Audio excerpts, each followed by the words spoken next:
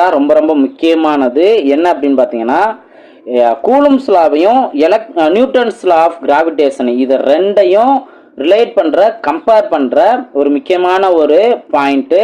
இது 3 மார்க் கொஸ்டினில் அடிக்கடி கேட்குறாங்க. 3 மார்க் கொஸ்டினில் அடிக்கடி கேட்குறாங்க. ரொம்ப ரொம்ப முக்கியமானது. இதை நல்லா கவனிங்க.